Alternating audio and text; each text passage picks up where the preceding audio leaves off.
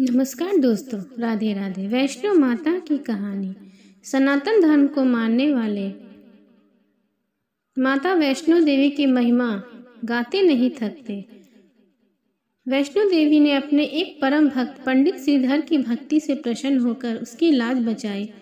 माता ने पूरे जगत को अपनी महिमा का बोध कराया। तब से आज तक लोग इस तीर्थ स्थल की यात्रा करते हैं और माता की कृपा पाते हैं। एक समय की बात है, हंसाली गांव में एक वैष्णवी के परम भक्त श्रीधर रहते थे। वह निसंतान होने से दुखी रहते थे। एक दिन उन्होंने नवरात्रि पूजन के लिए कुंवारी कन्याओं को बुलाया। माँ वैष्णो कन्या के वेश में उनके बीच आकर बैठ गई। पूजन के बाद सभी कन्याएं तो चली गई, पर माँ वैष्णो देवी वहीं रही और श्रीधर से बोली, सबको अपने घर भंडारे का निमंत्रण दे आओ। श्रीधर ने उस दिव्य कन्या की बात मान ली और आसपास के गांव में भंडारे का संदेश पहुंचा दिया। वहां से लौटकर आते समय गुरु गोरखनाथ व उनके शिष्य बाबा भैरवनाथ जी के साथ उनके दूसरे शिष्यों को भी भोजन पर निमंत्रण दिया। भोजन का निमंत्रण पाकर सभी गांववासी अचंभित थे कि वह कौन सी कन्या है जो इतने सारे लोगों को भोजन करवाना चाहती है। इसके बाद श्रीधर के घर में अनेक गांववासी आकर भोजन के लिए जमा हुए। तब कन्या रूपी माँ वैष्णो देवी ने एक विचित्र पात्र से सभी को भोजन परोसना शुरू किया। भोजन परोसते हुए जब कन्या भैरवनाथ के पास गई, तब उसने कहा कि मैं तो खीर पूड़ी की जगह मांस खाऊंगा और मदिरा पान करूंगा। तब कन्या रूपी माँ ने उसे समझाया कि यह ब्राह्मण के यहाँ का भोजन है, इसमें मांसाहार नहीं किया जाता। किंतु भैरवनाथ ने जानबूझकर अपनी बात पर अड़ा रहा। जब भैरवनाथ ने उस कन्या को पकड़ना चाहा, तब माँ ने उसके कपट को जान लिया। माँ वायु रूप में बदलकर त्रिकुटा पर्वत की ओर उड़ चली। भैरवनाथ उनके पीछे पीछे गया। माना जाता है कि माँ की रक्षा के लिए पवन पुत्र हनुमान भी वहां आए। हनुमान जी को प्यास लगने पर माता ने उनके आग्रह पर धनुष से पहाड़ पर बाण चलाकर एक जलधारा निकाली और उस जल में अपने केश धोए। आज यह पवित्र जलधारा बाण गंगा के नाम से जानी जाती है। इस पवित्र जल को पीने से या इसमें स्नान करने से श्रद्धालुओं की सारी थकावट और तकलीफें दूर हो जाती हैं। इस दौरान माता ने एक गुफा में प्रवेश कर 9 माह तक तपस्या की। भैरवनाथ भी उनके पीछे वहां तक गया। तब एक साधु ने भैरवनाथ से कहा कि तू जिसे एक कन्या समझ रहा है वह आदि शक्ति जगदम्बा है, इसलिए उस महाशक्ति का पीछा छोड़ दे। भैरवनाथ ने साधु की बात नहीं मानी। तब माता गुफा की दूसरी ओर से मार्ग बनाकर बाहर निकल गई। यह गुफा आज भी अर्धकुमारी आदि कुमारी के नाम से प्रसिद्ध है।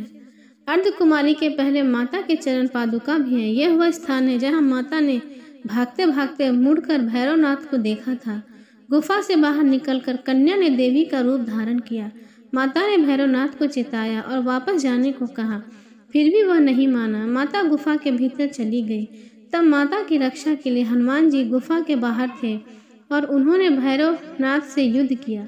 भैरव ने फिर भी हार नहीं मानी। जब वीर लंगूर निठाल होने लगा, तब माँ वैष्णवी ने महाकाली का रूप लेकर भैरवनाथ का संहार किया।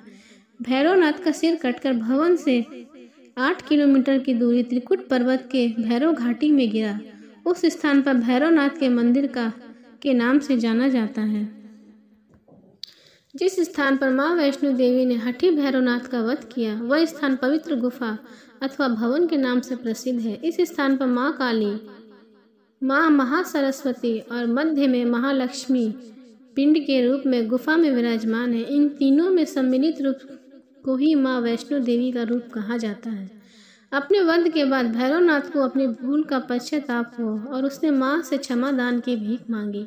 माता वैष्णो देवी जानती थी कि उन पर हमला करने के पीछे भैरव की प्रमुख मंशा मोक्ष प्राप्त करने की थी। उन्होंने न केवल भैरव को पूर्ण जन्म के चक्र से मुक्ति प्रदान की, बल्कि उसे वरदान देते हुए कहा कि मेरे दर्शन तब तक पूरे नहीं माने जाएंगे जब तक कोई भक्त मेरे बाद तुम्हारे दर्शन नहीं करेगा। उसी मान्यता के अनुसार आज भी भक्त माता वैष्णो देवी के दर्शन के बाद करीब भैरवनाथ के दर्शन करने अवश्य जाते हैं। इस बीच वैष्णो देवी के 3 पिंड सहित एक चट्टान का आकार ग्रहण किया और सदा के लिए ध्यान मग्न हो गई। इस बीच पंडित श्रीधर अधीर हो गए। वे त्रिकुट पर्वत की ओर उसी रास्ते पर आगे बढ़े जो उन्होंने सपने में देखा था।